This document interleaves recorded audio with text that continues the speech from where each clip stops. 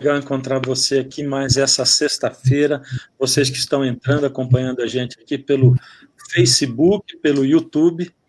É um prazer começar essa nova classe dos professores aqui, ou classe de professores, para a gente estudar a Bíblia, a Palavra de Deus, e recordar aquilo que a gente estudou durante a semana. Bom, como sempre, eu vou pedir para você, você já está dando seu alô para a gente e tal, mas eu vou pedir para você compartilhar o link, tá bom? Compartilhe o link, nosso link, com outras pessoas, pessoas que você ama, para a gente poder alcançar o máximo de pessoas possível. Como sempre, eu tenho também 2 convidados especiais, e essa noite eles vão se apresentar para vocês aqui, o Patrick e o Karane. Vamos lá, na ordem que eu falei. Patrick, fala para a gente quem você é, onde você está trabalhando. Boa noite, pessoal. Feliz sábado. Que alegria estar aqui com vocês no YouTube da Associação Paulistana. Eu sou pastor aqui na associação, trabalho na área de capelania no Colégio Adventista de Cotia, né? Já trabalhei um tempinho no Rio Grande do Sul como distrital. Em 2015 eu vim para cá, para São Paulo.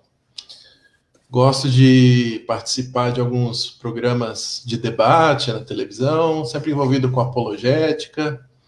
E é um prazer estar aqui para aprender um pouquinho mais sobre a lição e compartilhar com vocês. Maravilha, brigadão, Patrick. E aí, Karane, você agora? Tudo bem, pastor? Boa noite, Patrick. Boa noite vocês que nos acompanham aí no canal da Paulistana.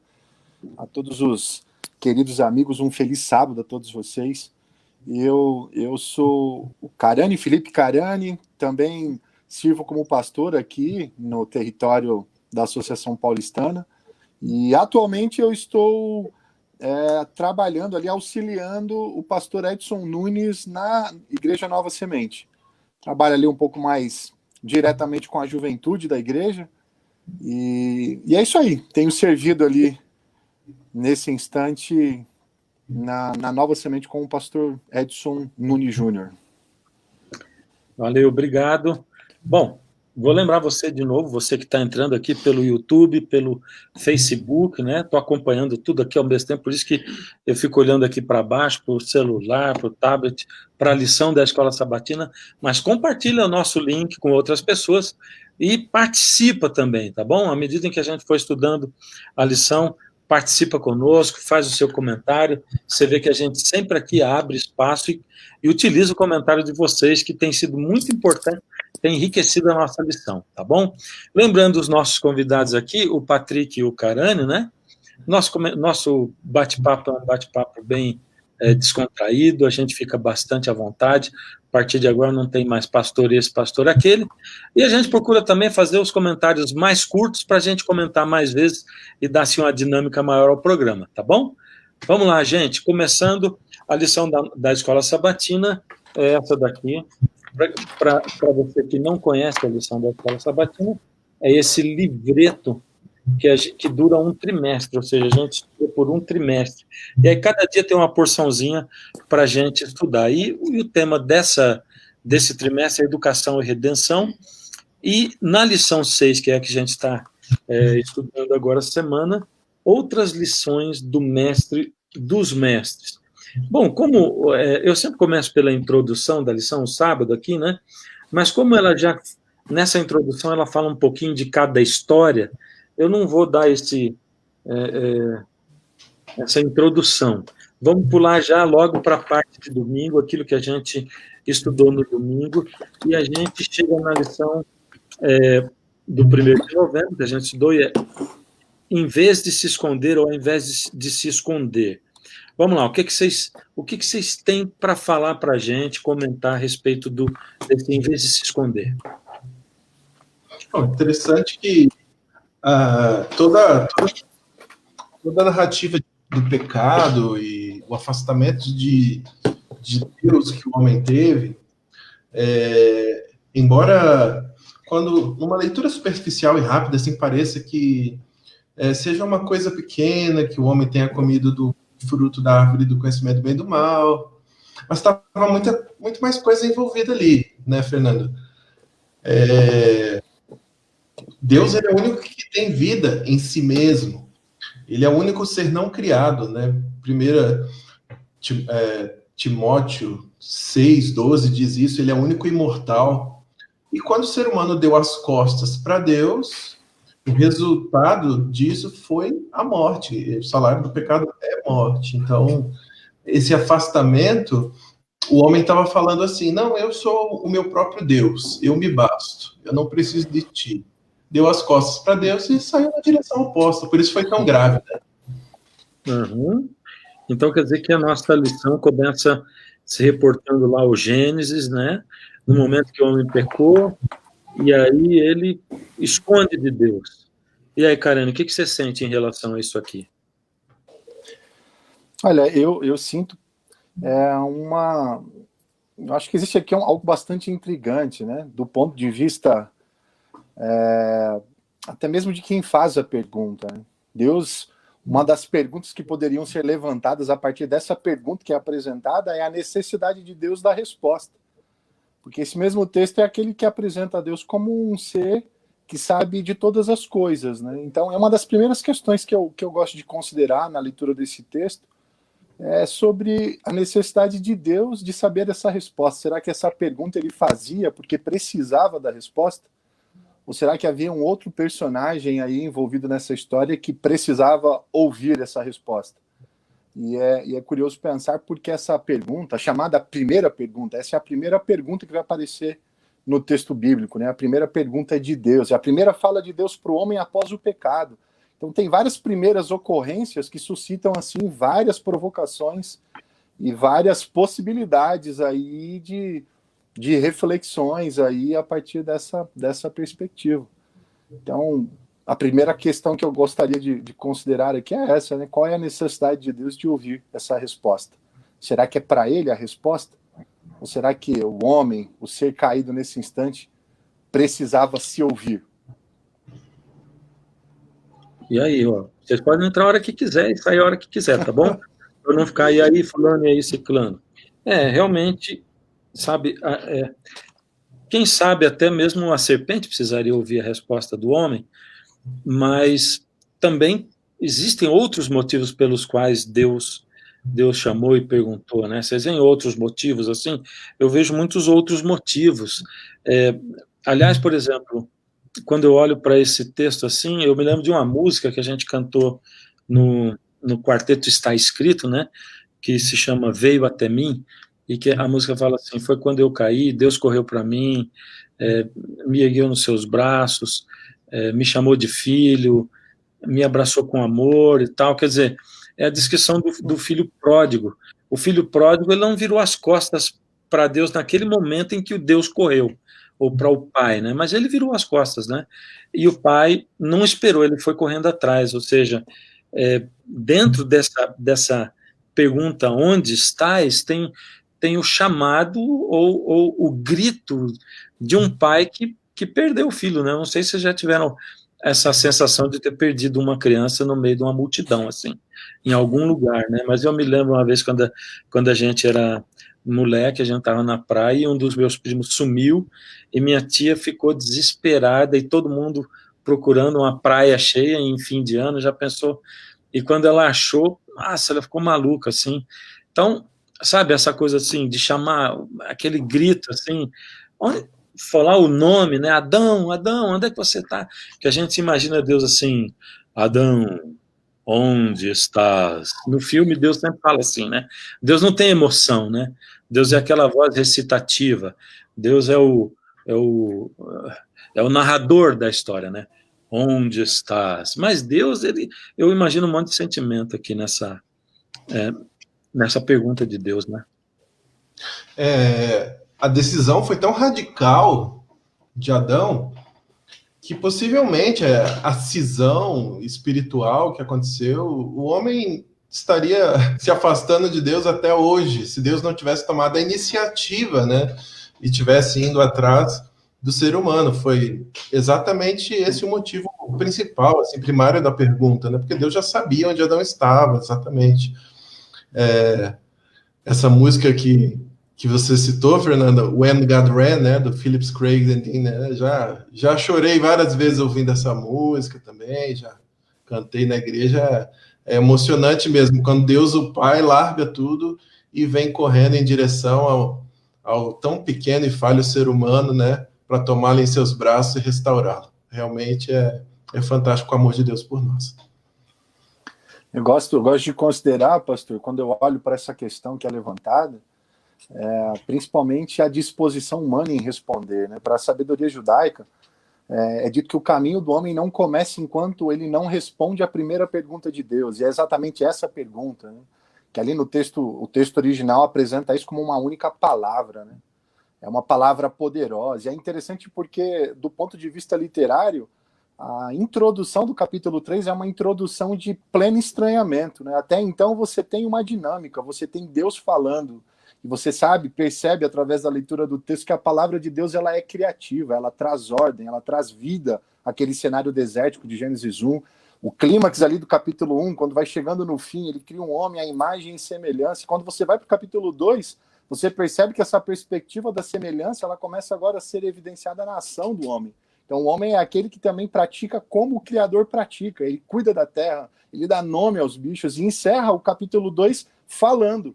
Então aquela frasezinha que a gente lê e às vezes nem se dá conta, o "e disse Deus", que gera uma mecânica no texto, gera na verdade uma dinâmica, um ritmo no texto. E é interessante porque quando você vai para o capítulo 3, o capítulo da desarmonia, o capítulo da ruptura, o capítulo do estranhamento, quem está falando já não é mais o homem, nem Deus, agora é um animal sagaz. E esse agora que se apropria de até então um atributo divino, que é o atributo da fala, ele utiliza a fala para alcançar outros fins. E é interessante que agora você percebe esse processo de apropriação de prerrogativa que não é nem da serpente nem do humano. Eva é aquela que começa a atribuir valor. Os seres humanos agora atribuem valor ao que está diante dele, né? E viu que era bom. Até então isso era falado apenas por Deus. E aí acontece o cenário inteiro da queda, o homem entra em fuga. E para mim esse é o grande ponto, né? Como é que Deus lida com a fuga do homem? Um remédio imediato, divino para a fuga do homem é ao buscar questionar. E ele pergunta, onde é que você está? Para que o homem responda, para que o homem se escute. É um processo de autoconfrontamento. E eu acho interessante essa perspectiva. Eu só finalizando, o que eu acho interessante dessa perspectiva é exatamente isso. É que enquanto o homem não responde, ele não rompe com o próprio esconderijo. Porque até aqui ele imagina que está se escondendo de Deus. Estou me escondendo de Deus. Até que eu realmente encare a necessidade de responder aonde eu estou. E é a partir daqui que o meu caminho começa. Por isso eu acho interessante essa leitura. Desculpa aí, Patrick, eu entrar antes, mas é que eu lembrei de uma coisa bem tolinha, assim, né? Mas a última vez que eu falei com meu filho pelo celular, e o nosso netinho lá, o Joãozinho, de 2 anos, eles estavam na rua e tem um bambuzalzinho assim na frente da casa, e ele escondeu atrás de um bambu e ficava olhando assim, tirava o rostinho e tal, e ele achava que estava escondido, né? Vamos lá, Patrick. Não, é que no momento que o Felipe Carani estava falando, só me ocorreu que também um dos motivos que Deus perguntou é porque o próprio Adão percebesse, né? Para que ele tomasse consciência, né? Porque o pecado tem todo esse processo de auto-engano, né? E ele não tinha se apercebido, né, do que tinha acontecido, assim. E Deus, com tanta sabedoria, com uma pergunta, né?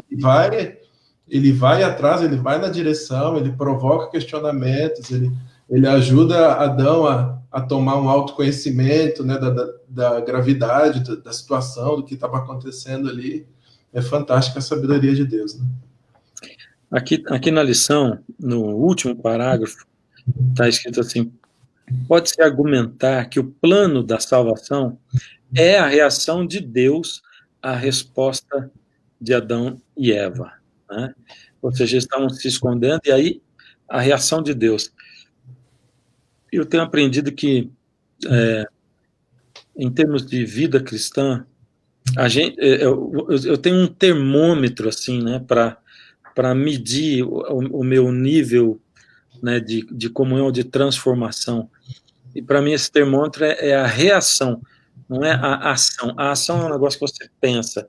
Então você vai na igreja, você se arruma e tal, e ali você tem um monte de ações, né?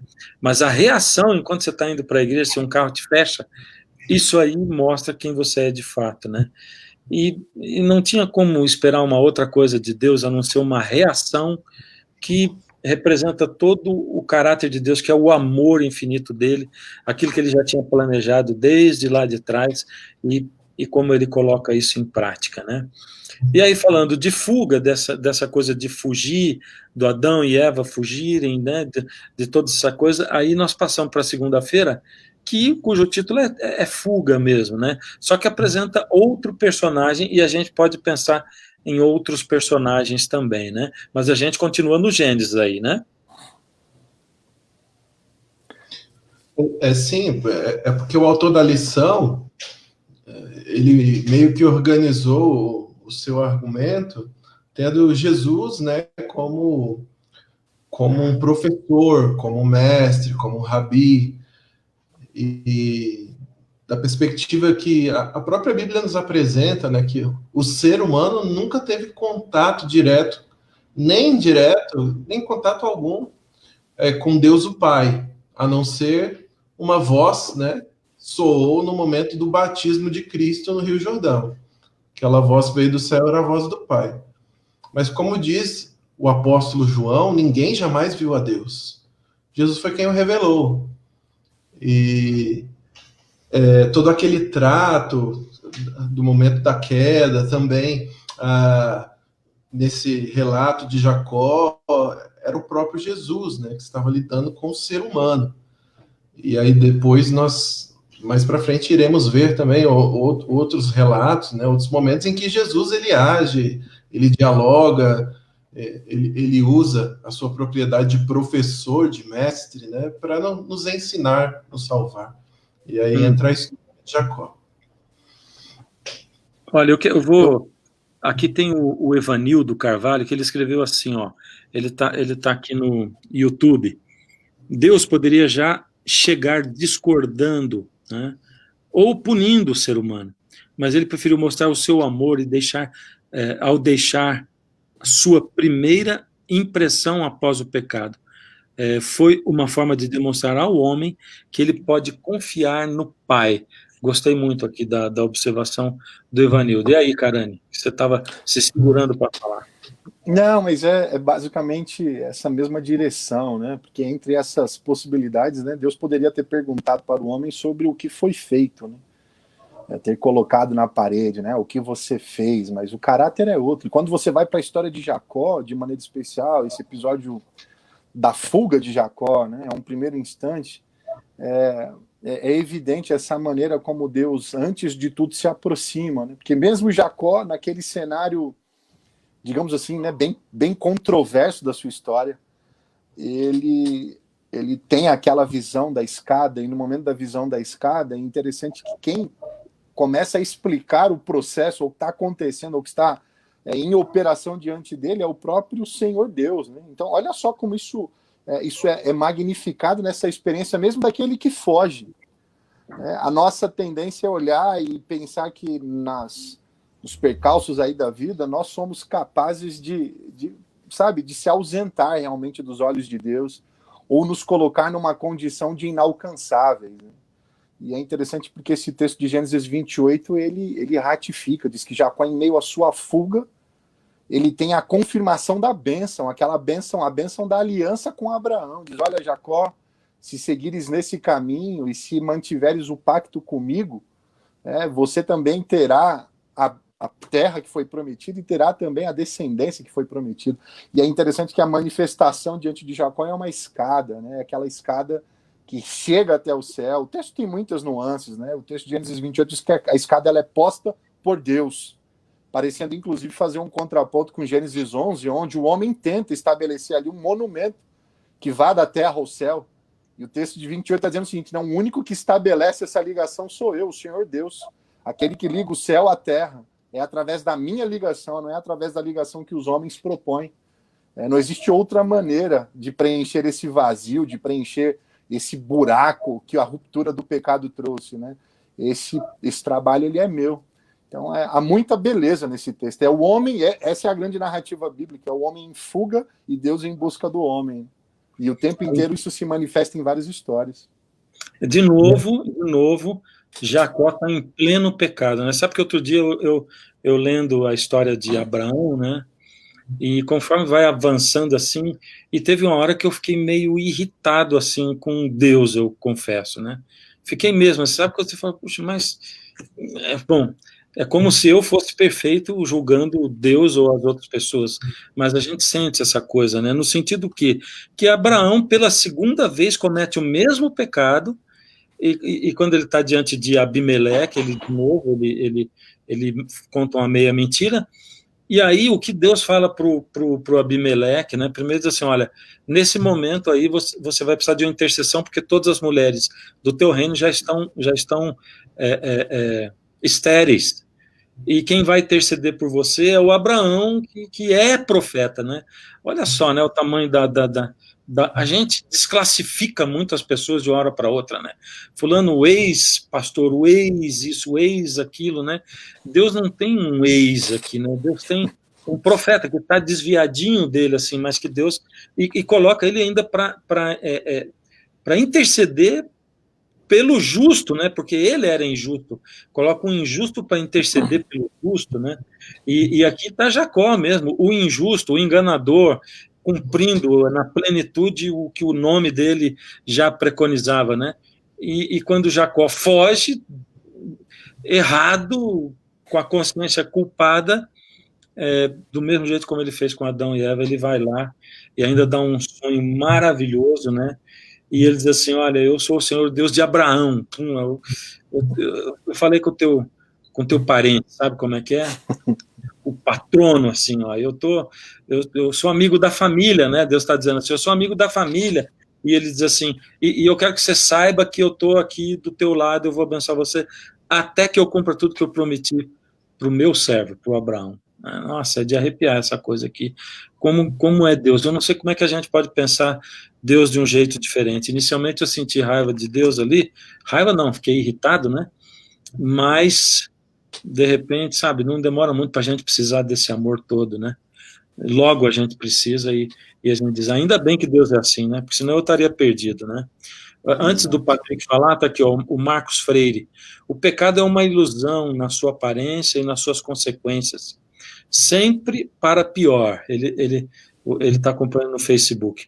O remédio para o pecado jamais será produzido pela mão humana.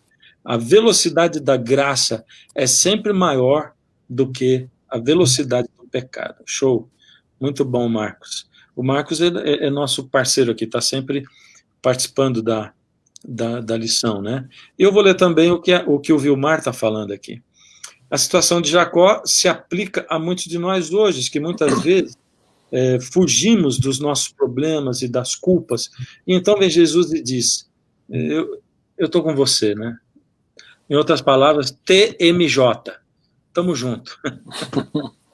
E aí, Patrick? Os comentários, né? Inclusive, queria mandar um abraço para o Evanildo, aquele que fez o primeiro comentário, que foi citado aqui, é meu amigo, né? Legal. Valeu, obrigado pela parceria, tamo juntos, né?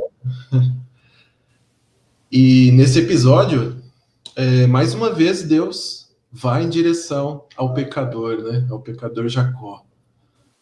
Bem emblemático, né? Cheio de significado, cheio de teologia. Aquele Deus de aliança que havia escolhido um povo perante a terra para, através desse povo, abençoar a todos. E logo na gênese desse povo, na origem desse povo, está o DNA do ser humano, do pecado, da natureza humana. Em Jacó, o enganador, está fugindo de Deus como Adão e Eva fugiram também.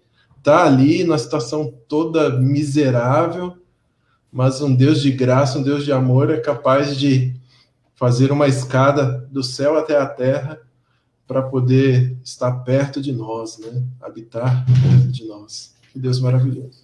Agora, bom, pode falar, depois eu falo. Eu acho legal as possibilidades de leituras, né? O texto de Gênesis ele traz assim para muitas outras leituras assim uma espécie de base para que se haja espelhamento.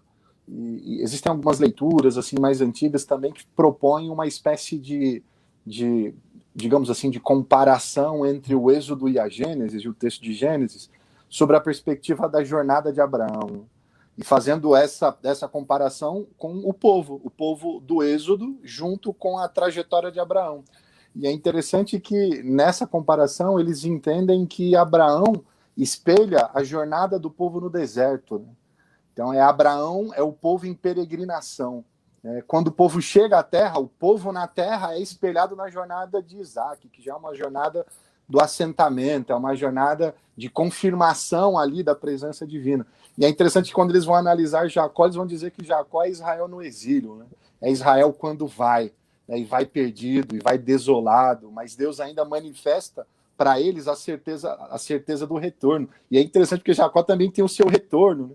Tem o seu reencontro com o irmão. Então, é interessante como isso tudo parece lançar assim, fundamentos para releituras desse texto e para vários intrincamentos nesse processo de leitura também. Eu gosto demais, né, do que o Jacó fala no fim, que diz assim: na verdade o Senhor está nesse lugar e eu não sabia, né? Isso aqui tem uma conexão direta com a lição de quinta-feira. Quem sabe a gente lembra quando chegar lá, mas eu quero levantar isso aqui, né? Esse Deus está aqui e eu não sabia, né? Que, bom, não vou comentar, porque senão eu vou entrar na lição da quinta-feira. Vamos lá. Vamos passar para terça-feira. O Rabi Jesus.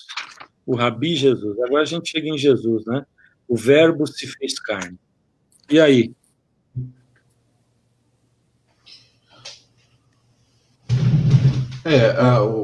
O Evangelho de João, ele é aquele que melhor compreendeu a cristologia, né? Ele desenvolveu essa compreensão, mesmo porque alguns teólogos acreditam ser o último livro a ser escrito da Bíblia, até mesmo depois do livro de Apocalipse, né? E quando o evangelista começa o livro, ele parece estar fazendo alusão a Gênesis 1, né? E complementando Gênesis 1, né? Porque lá em Gênesis 1, no princípio, criou Deus, os céus, a terra e tal, aí depois o Espírito de Deus estava pairando, e aí vem João e fala que no princípio era o Verbo, ele estava lá também. Então, quando a gente sobrepõe os textos, a gente compreende que o próprio Deus Trino, Pai, Filho e Espírito Santo estavam ali na criação, e depois, segunda pessoa da Trindade, vem aqui à Terra, se encarna, se reveste da humanidade, habita, daquela palavra de tabernacular, né, quando Deus habitou entre nós, que alude ao tabernáculo do deserto, Deus conosco, né, e esse Jesus maravilhoso, ele é a plena e total revelação de Deus o Pai.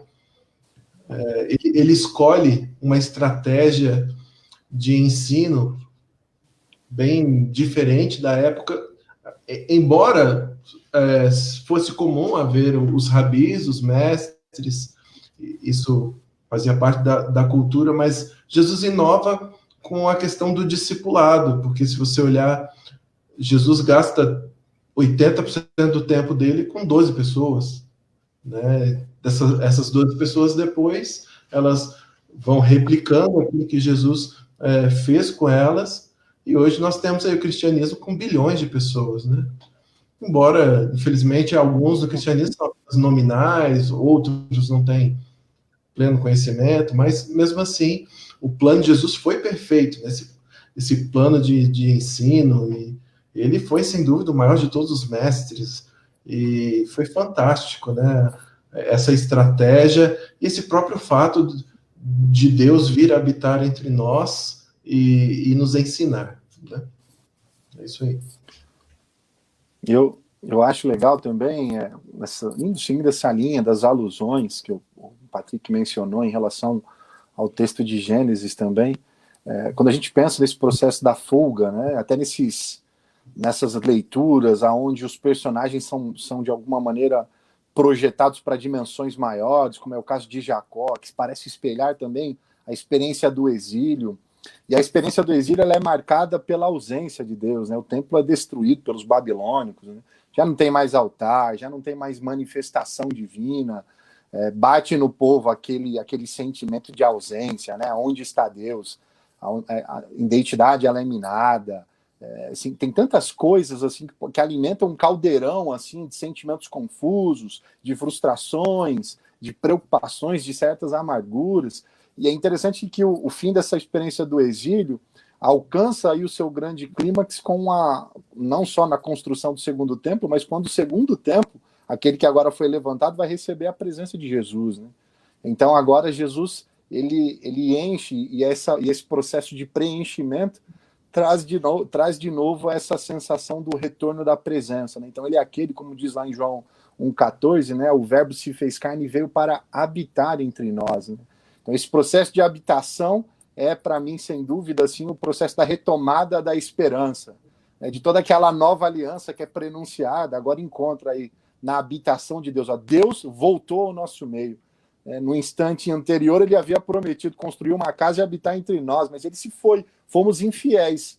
A presença, aparentemente, aquela dimensão visível, se foi. Agora ele se materializa em carne. Então é um processo, assim, para mim, muito radical e muito impactante.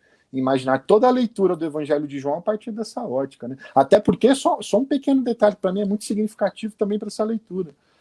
O início do Evangelho de João é dito que a palavra se fez carne. E até então, no Antigo Testamento, você tem a manifestação divina por meio da palavra.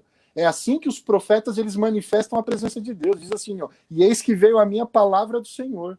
E todas as vezes que havia essa manifestação profética, há confrontamento de base. As pessoas tremem diante daquilo, mesmo em suas indiferenças. Elas sabem, Deus se manifesta por meio do profeta. Aí agora vem o profeta João. Imagina o seguinte, desculpe, o apóstolo João, mas imagina o seguinte, assim que você começa a se acostumar com essa ideia de que Deus ele se apresenta por meio da palavra, João vai dizer assim, agora a palavra se fez carne.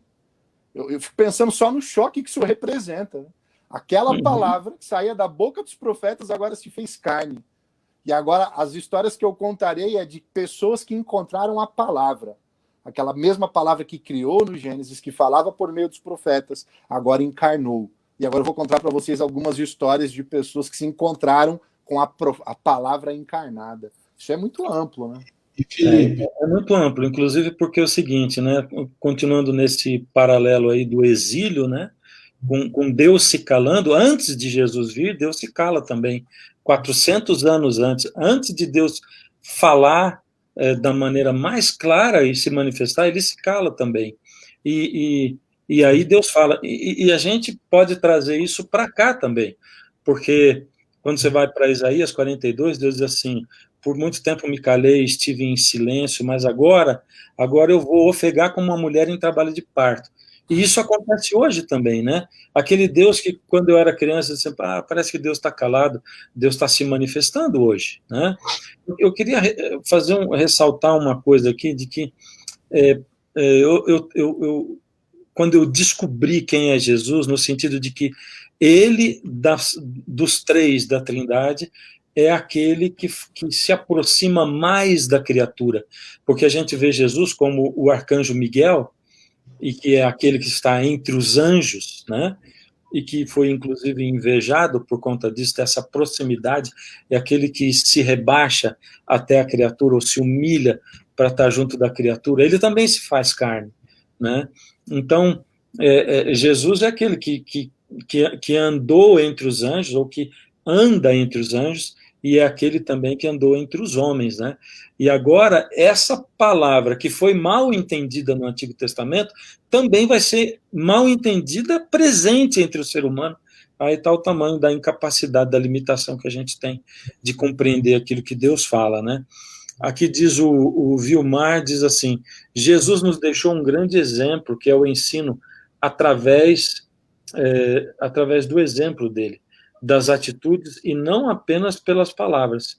Jesus ensinava e mostrava na prática. Esse era o poder, era aí que estava também o poder de João Batista quando ele pregava, né? E aqui o Wellington diz assim, o interessante do método de Cristo é que enquanto o mundo nos leva a sermos seletivos individuais, Jesus ensina a maior virtude, que é nos misturar, assim como ele habitou no meio de nós. Ele também se misturou com as outras pessoas. Interessante, muito bom isso aí. Você quer falar mais alguma coisa antes de a gente passar para a quarta, Patrick? Sim, quando você tocou no ponto que Jesus Cristo ele se assemelha a nós, os filósofos têm a chamada teodiceia, que é a busca de Deus. E é interessante que as três pessoas da Trindade, elas justamente preenchem necessidades humanas, né? Porque o homem precisa de um ser transcendente, acima de toda compreensão, assim como Deus o Pai o é, que enche com sua santidade, toda a grandeza do universo. O homem precisa, mas o homem também precisa de um Deus compreensível, porque Deus o Pai é grande demais, é santo demais, inalcançável demais. Então, o rosto de Deus, no caso, se torna Jesus, assim como uma frase que é imputada a Lutero: os homens usam máscara para se esconder, Deus usou uma máscara para se revelar. E a segunda pessoa da Trindade usou uma máscara humana para que a gente pudesse compreender um pouco melhor quem é esse Deus. E o Deus Espírito é o Deus imanente, é o Deus dentro de nós. Então, Deus, nessa função, nesse arranjo funcional, Deus Pai, Filho e Espírito Santo, ele atende também diretamente às necessidades humanas. E só pegando um gancho aqui no comentário do Felipe, que ele estava falando que a palavra se fez carne, essa palavra que apareceu aos profetas e era anunciada, proclamada para o povo de Deus, depois ela se fez carne. E tem algo muito interessante também, porque essa palavra que se fez carne morreu, ressuscitou, subiu ao céu e deixou conosco a palavra escrita. Quando a gente lê o Evangelho de João, a gente percebe que ali ele não comenta dos milagres de Jesus, ele chama de sinais, e ele relata apenas 7. Você percebe que em todos esses não há contato físico, né? Jesus não toca. Todos ele realiza pelo poder da palavra. E quando a gente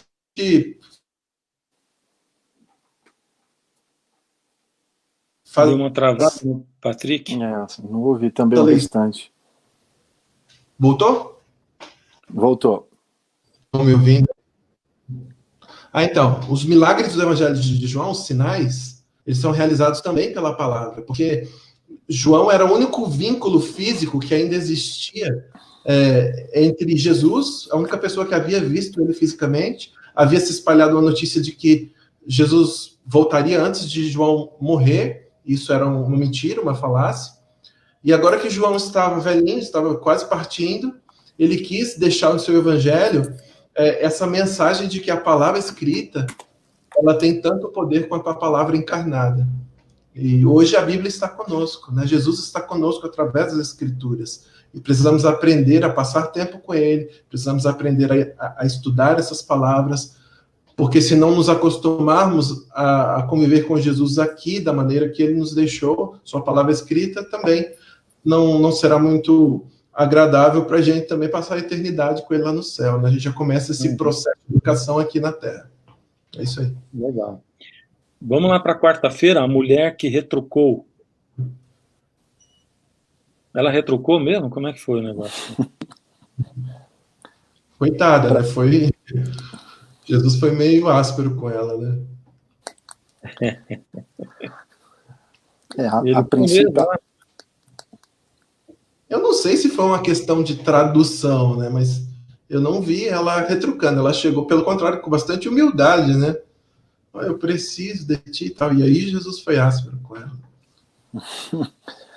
Acho que, pelo menos na maneira que eu enxergo aí essa parte aí desse texto, eu vejo uma ênfase aí sendo dada da perspectiva de Mateus, da necessidade de que a mensagem ela alcance ali o seu propósito inicial, que é a proclamação dessa renovação da aliança em um território comum. E realmente isso suscita vários questionamentos, né? Porque eis aqui um estrangeiro, eis aqui alguém que não faz parte do povo, eis aqui alguém necessitado. E é interessante que uma das tensões da aliança, e essas tensões a gente acompanha aí no desenvolvimento da teologia da aliança ao longo da Bíblia, estava associada também à inclusão de novos povos, né? E é interessante que, para esse processo da inclusão, a chamada chave da aliança, né, que eu serei o seu Deus e vocês serão o meu povo, precisava se evidenciar de alguma maneira. E é basicamente essa declaração que a mulher, entre outras palavras, acaba apresentando, dizendo o seguinte: olha como Mateus ele está explorando essa dimensão dessa nova aliança, que está rompendo completamente com todas as fronteiras. Ela agora, como diz o texto de Daniel, né, ela é fortificada e agora ela vai alcançar todos os demais. Os gentios também serão integrados a esse processo, a esse pacto, a esse acordo, né? E a declaração dessa mulher, para mim, ela soa dessa maneira, né? E a insistência, no meu ver, pelo menos, ela não se dá para que Jesus seja convencido, mas para que os demais que acompanham essa cena também entendam que nós estamos agora diante de um processo de inclusão. Agora, eles também farão parte, né? Sabemos que vai se confirmar ali com a conversão do Cornélio ali em Atos 10, né? Mas a mulher Cirofenícia, ela parece antecipar o que está por vir nesse novo cenário da aliança. Essa aliança agora é com todos, ela transcende fronteiras. Basta vocês entenderem essa dinâmica. Vocês serão o meu povo e eu serei o vosso Deus. E é interessante ver como é que Jesus, né? Como é que ele estava aqui ali na região de Tiro e Sidom, e como é que ele foi à região de Decápolis, ou seja, ele estava mesmo exercendo, embora ele tenha declarado que o ministério dele era voltado para os de casa, ele dava exemplo de que eles deviam sair, quando ele deu a ordem para os discípulos: vocês vão por todo mundo, pregam o evangelho a todo mundo, aquilo que vocês aprenderam aqui, vocês vão falar para todo mundo, né? Essa mulher, ela traz dentro dela, assim, ela é a mesma coisa que a gente encontra em Lucas 11, quando Jesus ensina os discípulos a orar, e depois ele ensina como pedir pelo Espírito, que diz: batei, abrir-se-vos-á, buscar. Quando ele fala isso aí, ele diz assim: insista, seja persistente, né? A parábola é a parábola do amigo importuno, quer dizer, me importunem, né? Porque, na verdade, ele deseja sentir o interesse de quem está pedindo, né? Você quer o Espírito mesmo? Então me mostra que você deseja. Pede. Se ele não der pelo amor, vai dar pela insistência, ele fala. Então insista, peça. Não é porque ele quer que a gente fique ali jogado no chão: Senhor, não esmolou o suficiente. Não é isso. Ele quer sentir. Deus está disposto a dar, mas você está disposto a receber?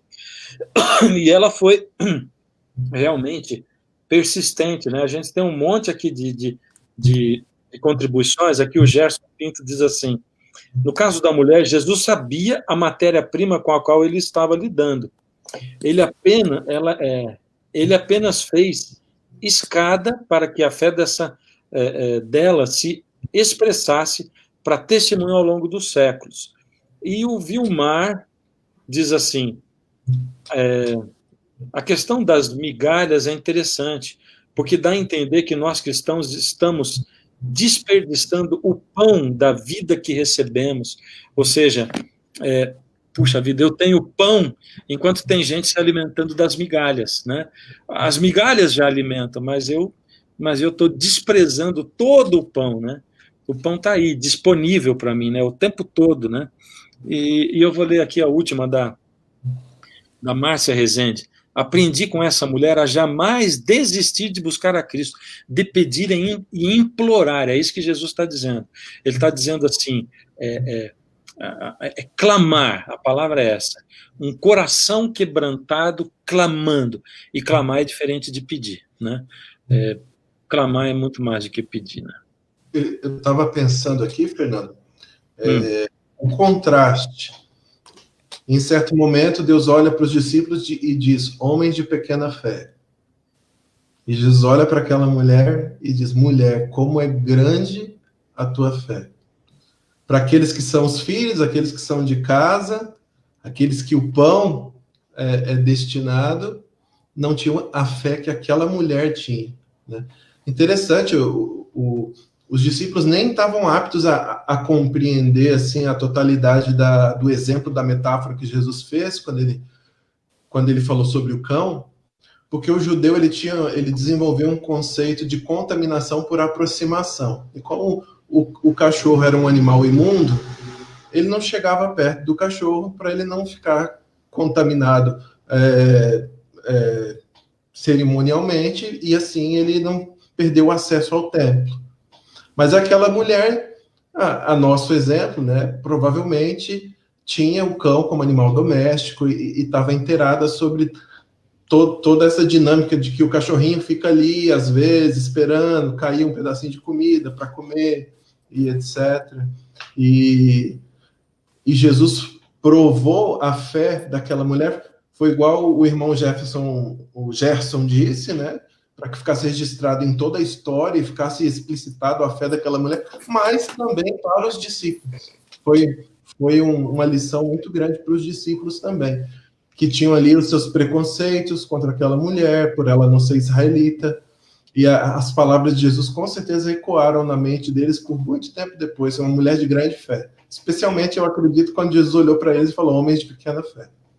É o seguinte, a gente conhece a história, né? A gente leu a história. Agora, eu fico imaginando as reações múltiplas dos discípulos, né? Porque está andando com Jesus e tal, de repente uma mulher diz: ó, Senhor, tal, tal, e ele chama ela de cachorrinho. Bom, a mulher entendeu a linguagem do cachorrinho da maneira dela, mas os discípulos, eu creio que arregalaram o olho desse tamanho, porque para eles, olha como é que eles viam o cachorro, né? E a mulher, quando ela insistiu, sabe aquele professor que não dá muita abertura para você perguntar, e quando você pergunta, ele dá uma bronca, e aí você insiste na pergunta de novo, né? E eu acho que eles esperavam que Jesus ia, sei lá, porque Jesus foi realmente, assim, rude com ela, no sentido de que ele queria que ela insistisse, né? O jeito que ele fez foi para instigar que ela insistisse, porque ele a conhecia, né? Então, e ela insistiu de verdade, e ele se abriu e declarou todo o seu amor e a abrangência, e declarou para ela quem ela era, porque ela mesma não se enxergava assim, né? Ela mesma não se enxergava assim. Podemos ir para a quinta e partir para o fim da lição? Faltam poucos minutos aí. Um aluno que entende... eu só queria... eu queria arrumar aqui a quarta-feira. Eu não colocaria a mulher que retrucou, eu colocaria a mulher que insistiu. Vamos para a parte de quinta-feira. Assina embaixo. E aí, o aluno que entende, está todo mundo quietinho aí? O aluno que entende agora é um observador que é limitado fisicamente de observar, né? E como o Patrick já apresentou ali alguns contrastes, é interessante falar um pouco sobre a sua perspectiva da visão, né? Quem é que realmente enxerga naquela cena? Na verdade, a cena da cegueira como um todo, boa parte das cenas de cegueiras narradas nos evangelhos como um todo, tem ou trazem essa reflexão como pano de fundo também, né? Afinal de contas aqui, né? Quem é que realmente está observando, né? Aquele que é aparentemente cego, que olha para Cristo e declara: eis aí filho de Davi, o filho de Davi, né? Pede misericórdia, há todo um reconhecimento desse papel messiânico que Jesus tem. Jesus não é apenas um fazedor de milagres ou um grande rabi, ele é Deus encarnado, ele é o cumprimento da profecia messiânica. E Bartimeu, que é a história narrada aí, é uma confirmação disso, é um cego que vê, enquanto aqueles que viam, os discípulos, olham para aquela cena e inclusive questionam Jesus e a sua própria história, quando Jesus vai falar sobre o destino, o desfecho da sua jornada. Você tem o relato de Pedro dizendo: Jesus, você pensou bem, será que esse é o caminho? Será que você está certo, completamente certo dessa identidade que você diz possuir, essa identidade que te aponta para um destino um tanto quanto sombrio, um destino de morte e tudo mais? No fim das contas, é um cego que parece ver mais do que aqueles que realmente veem, né? Sobre o Bartimeu, geralmente a gente se atém muito a exatamente a narrativa que aparece na Bíblia. Mas eu gosto de pensar o que aconteceu com Bartimeu depois que ele recebeu a visão. Que é muito emblemático. A história dele é muito emblemática. Ele é o cego que vê. E vê mais do que aqueles que enxergavam. Mas e depois, essa visão, o que ela trouxe para ele? Imagina, aquele homem ele estava acostumado a viver de esmolas. Ele, desde a sua infância, ele não sabia uma profissão. Mas a partir daquele momento para frente, ninguém o ajudaria mais. Ele teria que aprender uma visão, uma profissão.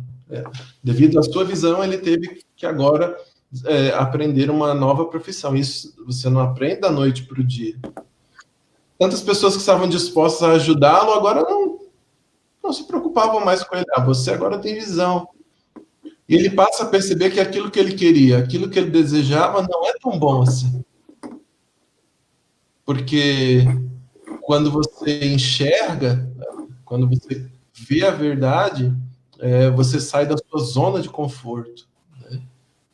Eu gosto de pensar, eu gosto de imaginar que aquele homem encarou tudo aquilo como um desafio positivo e ele cresceu, se desenvolveu, saiu da sua zona de conforto e que aquele milagre que Jesus realizou na vida dele não se limitou apenas à cura física da sua visão, mas também espiritual, emocional, e ele levou para a vida dele, né? Se desenvolvendo como pessoa.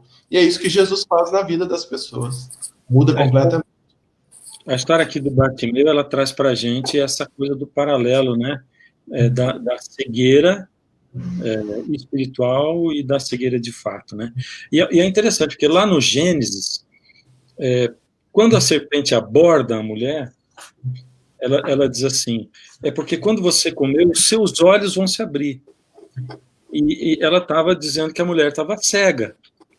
Só que é o seguinte, em seguida, depois que a mulher come, aí a Bíblia diz, Moisés, inspirado por Deus, diz assim, abriram-se então os olhos de ambos e perceberam que estavam nus. Ali é muito interessante, porque esse é o momento onde, antes, o ser humano ele enxergava o mundo espiritual e o bem plenamente. A partir do pecado, ele se torna cego para o espiritual, ele se torna cego para o espiritual e passa a enxergar o carnal, o material. E a gente vive assim até hoje. E aí tem uma insistência constante na Bíblia para que a gente... Paulo diz em 2 Coríntios, por exemplo, né? Capítulo 4, verso 20, porque nós não olhamos para as coisas que vemos, mas para as coisas que não vemos, porque o que vemos dura pouco e o que nós não vemos é eterno. Jesus diz assim, não acumula tesouro na terra, acumula no céu. Jesus fala, o meu reino não é desse mundo. Então, essa divisão, e Deus deixando claro, ó, você está andando aqui nessa terra, mas não pode tirar os olhos do céu, né?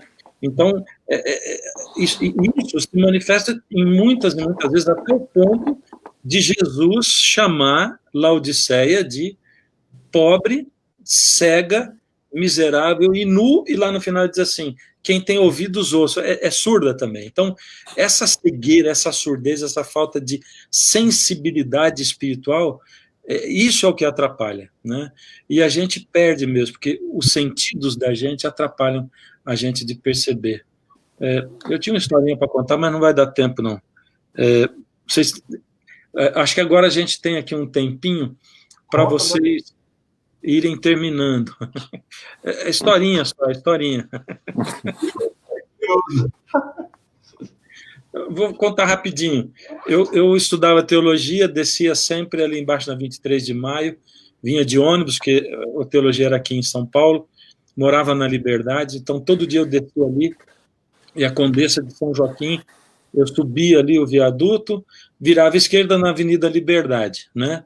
E aí descia a Rua São Joaquim, que estava logo ali. Para quem conhece, consegue visualizar isso aí, né? E um dia, eu atravessando a Condessa de São Joaquim, um cego estava ali esperando e eu ajudei a atravessar a rua e eu perguntei para ele, quando chegou do outro lado, para onde você vai? Ele disse, eu vou para o metrô São Joaquim. Eu falei, tá bom, eu vou com você até lá. Ele falou, muito obrigado. E a gente foi. E eu estava acostumado a ir para a Rua São Joaquim, ou seja, descer, né, eu atravessava a Avenida Liberdade. E quando chegou bem perto do metrô, eu já virei para atravessar a Avenida Liberdade e o cego empacou. Ele segurou assim, falou, onde você vai? Eu falei, você não quer ficar no metrô? E ele disse, sim. Eu falei, pois é, então nós vamos atravessar a rua para pegar o metrô. Eu passava sempre na frente da estação ali, na esquina da Rua São Joaquim com a Liberdade. Ele disse, não, mas tem uma entrada do metrô aqui desse lado. Você não precisa atravessar. Eu falei, é mesmo, né? Então, assim, a gente fica cego, né? Você tem entrada dos dois lados da avenida, né? Mas como eu sempre passava do lado da outra, eu ia fazer o caminho de sempre, né? Então, aquilo que o Patrick falou é verdade, né? A visão, os sentidos, eles nos prendem a esse mundo, né?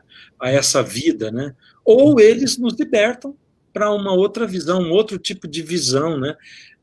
E nós precisamos de Deus para fazer isso aí conosco, para nos dar essa visão, de Jesus para nos curar a cegueira espiritual. Bom, gente, eu acho que nós temos uns minutinhos aqui para cada um fazer o seu encerramento da lição antes da gente orar para terminar.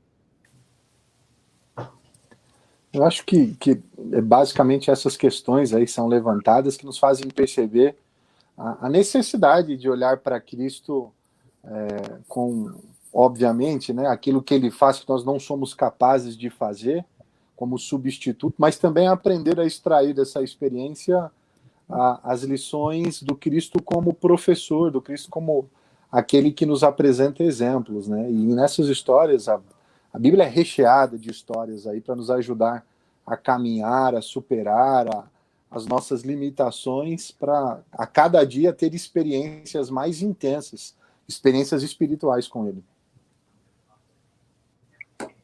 Patrick?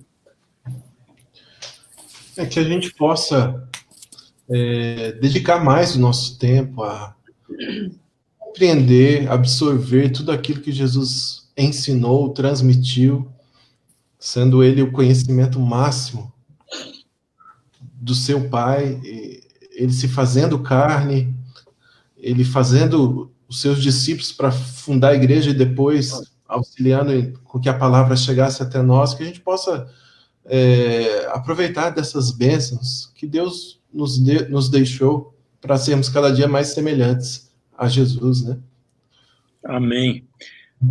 Bom, muito obrigado vocês dois pela participação aqui na nossa classe de professores. Foi muito gostoso esse tempo que a gente passou junto. Obrigado você também. Desculpa, eu não consegui ler as últimas contribuições que vocês deram, mas também foram muito valiosas as contribuições de vocês.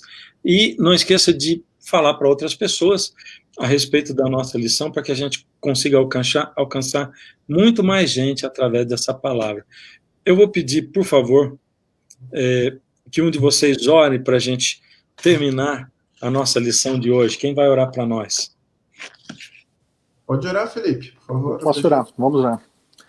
Bom Deus, nós te agradecemos, Senhor, por esse momento, te agradecemos principalmente, Senhor, pelos exemplos que nós encontramos na tua palavra, Senhor. Nós entendemos o privilégio que todos aqui possuímos de ter a tua palavra em nossas mãos e de poder, através dessas experiências de leitura e através também dessa clareza e da iluminação que o teu Espírito nos traz, ser pessoas melhores, ser pessoas alinhadas com o teu ideal para as nossas vidas.